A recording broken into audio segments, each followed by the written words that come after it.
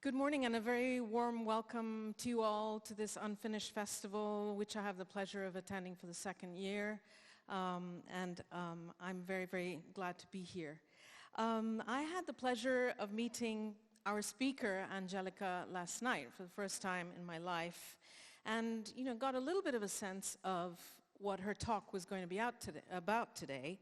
But of course, as always, for these talks, I go back to my room or wherever I happen to be, and I do some preparation because I think it's, I need to honor my guest by doing a little bit of background research. And so I went on Google, as one does. I went on the internet. It was late at night. And I looked around for, information on the theme of today's talk. And I came across a term that I personally had never heard before, and that term is colorism. Colorism is a term that actually dates back to the days of slavery in the United States of America. So it's really centuries old. It's a very, very old word. It basically means discrimination based on skin color. So works something like this. People with lighter skin are believed to be at an advantage to people who are of darker complexion. So research shows, and I found this again looking on the internet, that colorism means that somehow, for some strange and basically unexplained reason, people with dark skin over time have been proven to have smaller incomes, lower marriage rates. Of course, marriage is no longer really a measure of success, but I guess it once was, and fewer job prospects. So this is a concept or a word or an expression that's been around, as I said, for centuries. Now, I came also across this old children's rhyme that captures the kind of horrible spirit of this concept. And it's a children's rhyme, a very old one, that goes something like this. If you're black, stay back. If you're brown, stick around. If you're yellow, you're mellow. If you're white, you're all right. Now, as I said, this is something that dates back to many, many moons ago, and it's a rhyme a children's rhyme that would have been, used in America. And yet, this is a kind of concept or a sort of feeling that is still somehow, in a kind of perhaps more subtle way, still in the air, and not just in America. I think Angélica is about to speak to you about her own experience as a Brazilian. And obviously, we are no longer talking about the period that I just evoked. And yet, there are still many kind of leftovers of this kind of thinking in the world today. So Angélica, I'd like to really welcome you to this Unfinished Festival as one of our very first speakers.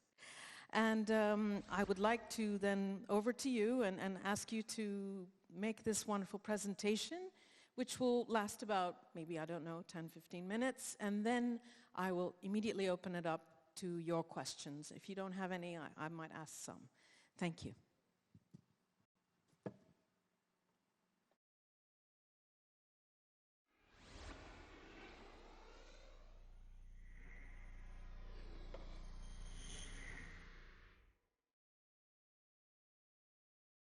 So yes, as she said, my name is Angélica. I'm a photographer, and I'm born and raised in Rio de Janeiro, in Brazil. And to speak about this work, I always speak about my family, because I'm born in a very, very, very colorful family. My father was the son of a maid, from whom he inherited intense dark chocolate tone. He was adopted by those who I know as my grandparents. The matriarch, my grandma, has a porcelain skin and a cotton-like hair. My grandpa was somewhere between vanilla and a strawberry yogurt tone, like my uncle and my cousin. My mother has a cinnamon skin. She's daughter of a native Brazilian with a pinch of hazel and honey, and a man mix of coffee with milk, but strong, with a lot of coffee. She also has two sisters, one in a toasted peanut skin, and the other adopted, more on the beige side, like a pancake. So growing up in this family, color was never important for me. But of course, things were different outside home. As we're speaking about, Brazil was the last country in the world that abolished the trade of slaves and received more than 5 million human beings that came from Africa and treated as slaves. So the ones that were slavery in the 19th century, they continue in a special position in the 20th century. Now in the 21st, I can speak about it. Well, a part of this colorful family, I married a Spaniard, very light skin, this kind of people that spend 5 minutes in the sun and get pink as a lobster, red as a lobster. And since this happened, a question chased me: what will be the color of your children? That of course is not important for me, but looks like it's very important for a lot of people. So with all of this in mind and a big question, why we classify human beings like this? Why I'm defined as someone black and other person is defined as someone white? Or the question that I also have in mind is this crayon, that I don't know if you know the wrong name that they have, but when I was 6 years old, a teacher introduced me as the skin tone crayon. That of course don't fit on me, and I don't believe that fit in any person in this room. I always said that the color of this crayon is the color of Barbie, and I don't believe that she's reference for nothing. So what I decided to do is this work called Humanae, and to prove that nobody fits in this color classification, I started to make portraits. Then choose a square of 11 pixels from the nose, paint the background, and name it as a Pantone color. That, if you don't know, it's an international standard of color. It's like a language of colors. That I really know what are the numbers for the colors black. And they have also different numbers for white. And I can assure that until now, I don't have nobody that fits in these colors. So basically, this is the work, and it's like my Christmas dinner. So in the first moment, all these photos, they were in the internet, in a Tumblr, that every time someone volunteered for me, I upload to this space. But yes, I get into the world of art.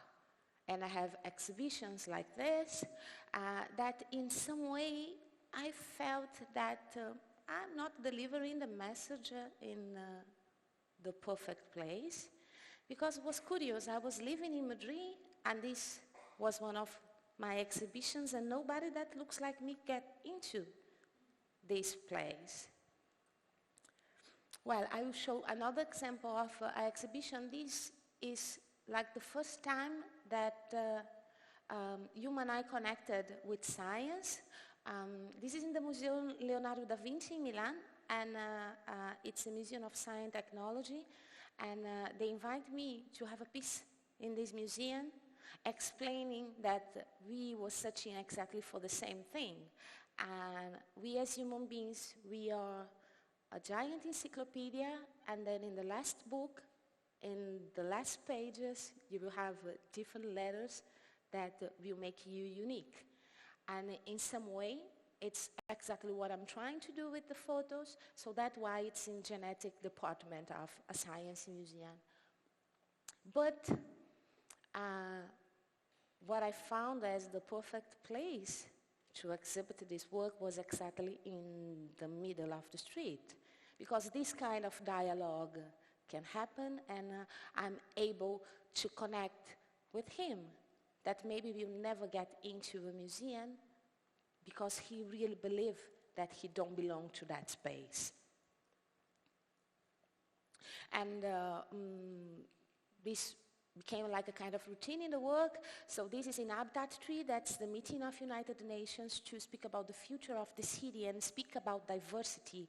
Has to be a value in these future cities.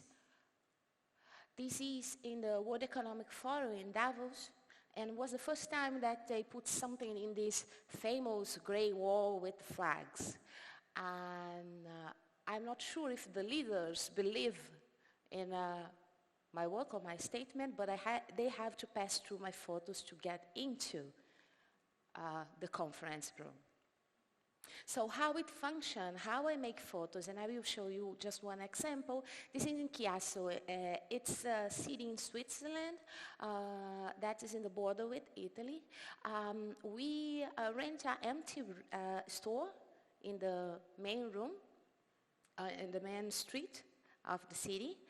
And we just put this, and all the people that participate in this work, they are volunteers. So the ones that are just passing by, they look what happened here, and they can get into.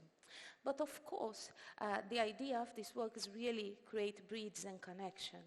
And we invite the people from the residence of elders to have a tea with me, and I explained the work, and we spoke a little bit about it. And then the ones that want to be portrayed, they were 75, 80 years old.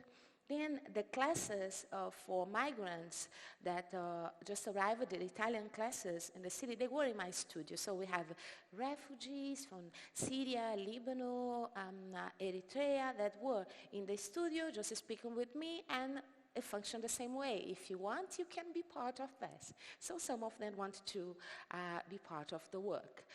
And we make the photo shoot. Apart, you will see later that I work a lot with kids. So we make workshops with kids, and we ask the kids, hey, do you want to be part of that? And some of the kids say, yes, we want to join your work.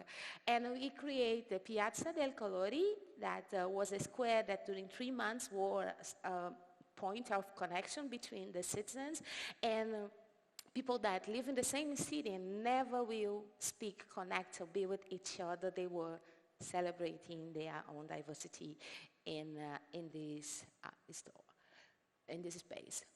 So with this work, if race is a social construction, I believe that we can deconstruct this, and that we can do that through art. And just to speak a little bit about numbers in this work, I'm trying to do as fast as I can. I portrayed in 33 cities in 19 countries all over the globe, from China to Ethiopia to South Korea to United States, Chile, Argentina, Netherlands, Spain, United Kingdom. And of course, I don't find nobody that is black and white. But what it's most important, or the most important information that you will find in my image is exactly the lack of information. You don't know who's the poor, who's the rich, the migrant or not. The beliefs, you know nothing, because what I want to highlight is please look at each other as human first.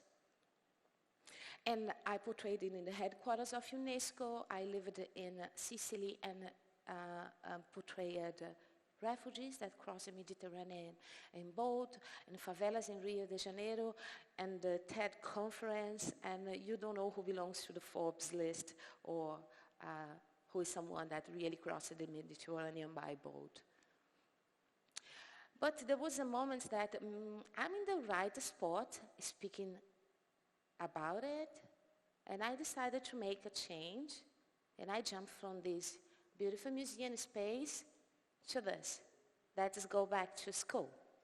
So inspired by my work, I have kids all over the globe that paint their self-portrait, create their own skin tone, and teach their parents that what we learned when we were a child, that human beings were divided in black and white, it's completely untrue.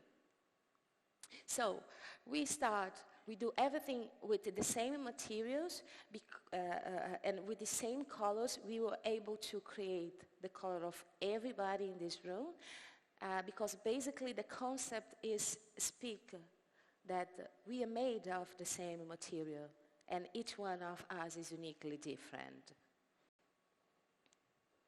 So this is part of the result and the process. This is in a school in New York, in Bed-Stuy. And they are searching for their own color. This is the final result, much better than my photos, because they are brilliant artists. This is a special project. I've been in Czech Republic, and those are my students. I trained 48 high school students between 15 and 18 years old to really be the leaders in the conversation. I have to tell that what I really learned and what was amazing in this conversation was really realize that looks that there is no diversity, but for sure nobody is white. White is just the paper. And this is what they did. So these 48 students, they teached in 75 different classes in the Morava region. And they were able to make this workshop with 2,500 students between 6 and 12 years old. This is another project that was that huge. I was working the Educational Week in Chile. And in this place we make workshops in 1,000 schools in the entire country. And 75,000 kids make their self-portrait, and more than that, they decided that they will exhibit the way that I exhibit, outdoor, in the streets. So May 18, they opened the doors of 1,000 schools in the entire country and exhibit the work for their family and parents. And this is one of the pieces. This school was so excited that they even make a concert to present the piece of art of the kids to the family. But what I realized that, of course, better than just work with teachers, it's better if we prepare what will be the future teachers. So I work with different universities. For before you become a teacher, you have tools like that to bring to your classroom. So those are my students that are future teachers in Spain. And of course, this is what they can do. Really, really make this vital and spread the message worldwide. And I believe that, yes. And this is what we will do in 2 workshops here. If someone wants to join me, I really invite adults to go back to the childhood, these moments that we learn this concept, and having fun with me and think about color identity through art. And that's all. I didn't a minute. Fantastic, thank you. You're welcome. Angélica, thank you. You're welcome. Thank you so much. And I mean, I think it makes a world of difference to have this visual illustration of everything that Angélica's doing because, well, she is an artist and a photographer, and so visuals are very important. So thank you very much for that presentation. Would you like us to sit? Yeah, okay. Yeah. So I thought I would sort of ask the first question, and definitely would very much invite you to speak to Angélica, to address us up here, even though the lights are very bright and we don't see you very well. We have one hand there, and we have a second one here. Okay, I'm gonna ask one question and then go to the hands. I just wanted to know what the reaction was from the people who we saw in the images, because you had people of all ages, you've had children interacting with you in this project. What were some vocal reactions, things that people told you? Every photo shoot, I have no idea who will come. So, of course, my first question is, why are you here? You know what I will do with your photos? I will put you in the street. And of course, I have, there is one narrative that I listen in different countries that, of course, you spoke about colorism, that darkness is associated with bad adjectives and lightness with good ones. And I, of course, speak about that in India, in South Korea, and all Latin America, and United States and Europe. But I believe that the Humanae is like this place that connect people. I remember once I was in São Paulo, and amazing lady, long hair, high heels, get into the studio, and she asked, oh, I want to be part of your work. Oh, thank you. And she asked, do you have any transgender in your work? And I said, I don't ask this kind of thing. I want to be, because I really believe that it's important. And yes, I had, and this happened in different times, that people want to contribute with all the layers of their own identity to make the work grow. I always have like Kleenex in the studio, because we get into conversations and then we started to cry. Last time I've been in San Francisco, a person that has a Philippine background was speaking about her experience of fitting in this planet with all the tags that we care. And she told me that someone that looked Asian in the university, she has a box for what means being Asian, but at the same time, as she's someone that has lighter skin, in her family in Philippines, she sometimes is not recognized as someone that can speak about the pain of being from Philippines, because she's lighter skin and thirdly she suffers less. And with kids that are deeply conversations, because we teach kids black and white. We teach kids what is the difference, and that we have to be afraid of this difference. So it's clever when you be able to just directly speak with them, because they really can teach you a lot of things. A lot. So, could we have hands going back up again so I can see? Yes, ma'am, we have a question here in the third row, and then another one there.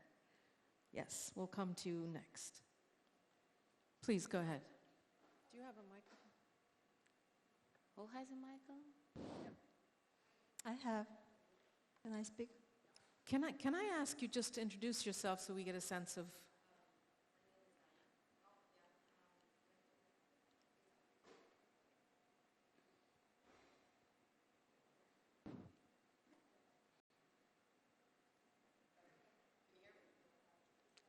Maybe I can hear you, but nobody will hear you. Can I speak until you... Yes, we will come back to you immediately afterwards, immediately. Yes, please. Hi, I'm Ada from Romania. I'm 47 years old. And I say that because I want to say that I grew in a communist country. Do you hear me? Speak a little bit louder, because it's very difficult to understand you. Okay. No, not because of you, because of the sound, sorry. Okay, so I grew up in Romania, in communist country, and as a child I was taught that it's not important the color of the skin. A cousin of mine had a baby doll, black baby doll, and I loved that baby doll. And I'm very white. I have problems with the sun. I have burns on my skin. Probably you are a little bit beige. Oh, a light caramel, I don't know. Do you realize that there are people who want to be darker? Interesting question. If I realize what? there are people who want to be darker, actually, like this lady, But who the suffers thing in is the that, sun. well, let's speak about it. This is a beautiful story and is an anecdote. I can tell you that in different parts of the world, just look like me, really limit your existence. We take you opportunity. We will not allow it to get into a place. You will be all the time facing lines that will limit you to just step forward. So it's good and it's beautiful that someone wants to be darker, but when someone offered or said that want to be darker, I said, okay, but you want the whole experience? You want to get the complete package? If you want, it's more than okay. But in the planet that we are living now, and it can be by color, but it can be by other different things, people are dehumanized because of this. So the experience that I had in different moments of my life is that I am dehumanized, I'm less human, I have less rights because of how I look like.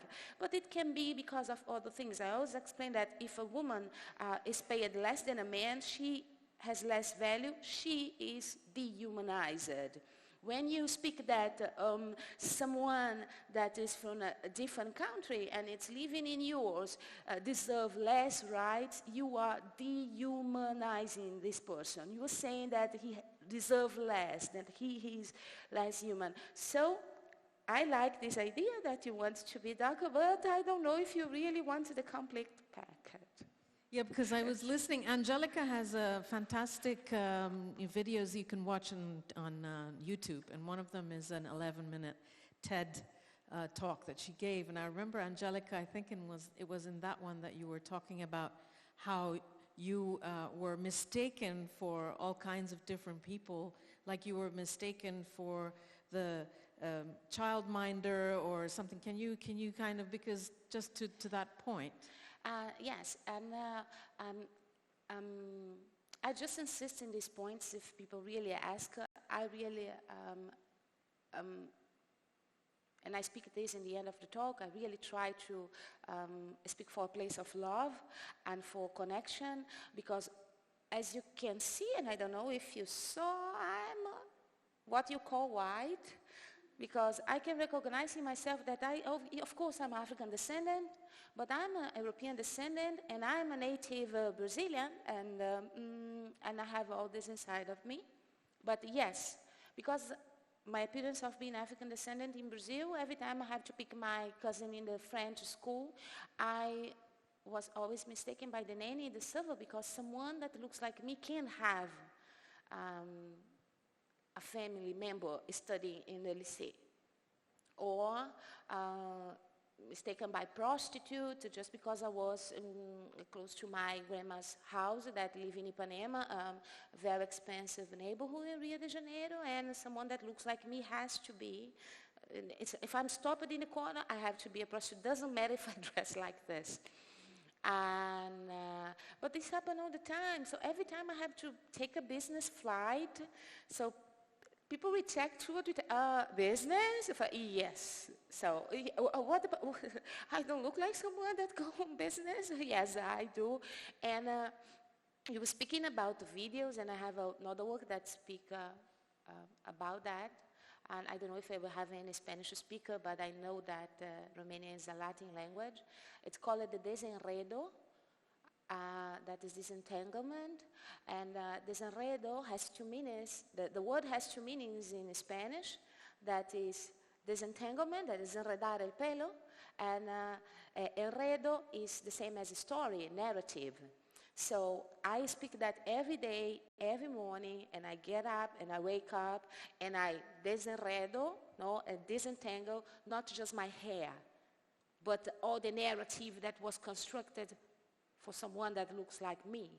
Yeah, I think that a lot of us in this room feel completely similar to you, because as women, for instance, it's sort of like, as women professionals sometimes you know, I'm a journalist. I've been a journalist for many years, and I'm writing now for the New York Times. But you do walk into rooms, and you do see, you know, in the beginning they treat you like, who is this person who's come to? This is many, many years ago. But when you're younger, they think you're too young. How can somebody who looks 25 or 20 be interviewing me? I'm blah blah blah. You know, so this is kind of this prejudice or assumptions, I think, are kind of universal, and they actually probably concern a lot of people in the room in different ways. And that's why the whole issue of diversity, quote unquote, and gender equality, all of these things are very much on the agenda, and I think that they are incredibly important to all of us, and they will change all of our lives. Yeah, and maybe what I'm trying to do, or what I propose, is that what we can do. I'm trying to do based in my own personal story and the job that I have. That was my profession. And one of the things that I try to show with all the story of the whole work is that when people call me activist, I always say, no, I'm not an activist. I'm an activator of conversations, and I believe that you can be too. So it's not between the other and me, or someone with, but how we can every day do things. She's waiting there. Yes, I would love to hear from you. Oh, I'll see. Yeah. There, hi. My name is Anna. You just spoke about not being an activist. I remember seeing your work for the first time in Milan, and I remember thinking to myself, aside from being moved, I remember thinking, okay, finally, here's an artist creating the type of work that obviously, you know, comes from within and speaks her own experience, but that isn't dictating or giving us a direct call to action, if you will. But you know, because you're leaving it to us to read it as we're capable of reading it. But I did think to myself, that art had purpose, and if it didn't, that it should. And that happened for me after seeing your work. And I remember thinking to myself that you were an artivist, and that this was new genre public art. And then I began to follow your work, and I began to see how you exhibited all over the world, and how you began to exhibit outside museums. And I thought, this is the future. In a way, I did think of you as so important then and now, because we are all different, and everybody's so afraid of losing that difference. But there is a very big common denominator, and I think you help us understand that. And furthermore, watching you be this creative that can show other creatives that we have the capacity to be cross-cultural, you know, creatives have this unique capacity to go, to break barriers that are either cultural or disciplinary. And we have this fluidity, and in a sense, then you have a mission. And so I guess the question is this ongoing? Will it be ongoing? I mean, I can only imagine. And also, thank you for this type of work. It's fantastic. I mean, thank you very much. For me, it's always a surprise. As I never know where my exhibitions, it's always exciting when I met someone that saw the work. It's ongoing, and it's ongoing since of the first second that I started to making these photos, especially because I'm learning from this. So for me, it's a work in progress, and it is since of, because I still making questions. I don't have the answers. I believe that what is part of all the time of this work, or while at the moment that I jumped into the school, why was because some teachers first connected with me. And then I realized, I remember the first teacher that contacted with me was a teacher that visited this first exhibition in Max Estrella in Madrid. And she wrote me saying that, we have a discussion now in class about having the normal color. And I ask in my class, who is normal? Everybody hands up. Who has the skin? So everybody hands up. So what is the normal one? And she showed the work, and she wrote to me saying, the discussion that we have in class finished after I show your work. So this is the moment that maybe schools are also interested, or with the connection with science, was that, first Leonardo da Vinci, then order.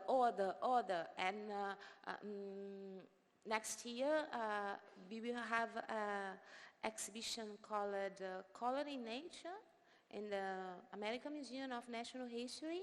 And the epilogue of the exhibition is Humanae, because after learning about how function color in nature, look at yourself. So it's amazing how this connection with science happened. And there is one thing that happened months ago. A lawyer from the state of Virginia wants to sue the state of Virginia to not allow them to ask for people fill in the formulary when they get married, put the race. And he wants to sue the state. They said, this is illegal because race doesn't exist in science. It's not real. And this guy puts a team that was a geneticist, anthropologist, the director of census, a lot of people. And he wrote me and said, hey, you can give me your photos to support this. Especially, I wanted the photos that you publish in National Geographic in the issue of race, when they are saying sorry about all the misconstruction that they create toward what means the other. And I said, okay, let's go. And never thought about being in a case like this. And suddenly, they win the case, and they want to continue growing with this, a Supreme Court, and blah, blah, blah, and a lot of things that I don't understand. So that's why it is a work in progress, because all the time I'm growing with the feedback of the people that are seeing. And I never know where we stop. There are some things that I'd say no, because there are crazy things that people imagine that they are able to do with my photos. But there are amazing things that can happen as this case. Yeah, so I think, you're touching on a point that kind of brings to my mind a question, which is, we are living in a time when this kind of case can arise, that people do want the word race removed from official forms. We are living in a time where the term diversity is really being pushed and actually brought into practice in places like the United States, in places like the UK where I live, elsewhere in Western Europe at least. There's a big effort whenever there's a position to fill it with someone who is not white, male establishment. And I wondered whether you thought that you were encouraged by all of this, active push for diversity in many different areas. So I will speak specifically in the case of Brazil. For example, we have now, Brazil in the census, we have to classify yourself. So when you are born, your mother has to put 5 things. You can be black, white, yellow, indigenous, or pardo, that if you don't fit in all of them, you have to be pardo. And pardo, it's a word, yes, it's a word in Portuguese. It is a kind of brown, so pardo. It means this color if you don't fit in all of the things. And the first time in the history in Brazil was in 2010 that the population that is classified as black and pardo was the majority in the population was in 2010. And this happened exactly because we started to have some policies to support minorities in the country, and we have a big discussion around that, but it's the only way that we can push for this happen. I would really love, and what I ask in my work, and when I think about future generation, I want to really, and it is a common sentence, but I want to be judged by the content of my character, not color of skin or gender or whatever, but while this don't happen in our society, and I believe that we will just achieve this through education, conversation, understanding of the other, we have to, of course, do this kind of thing. There is no way to escape of this. Do you see any other questions in the room? This would be our last question, so it's last chance. We have, sorry? We're out of time. We're out of time. But thank you both so much. It's a really, really special and meaningful talk for us. And let's please thank Angélica and Farah. My pleasure.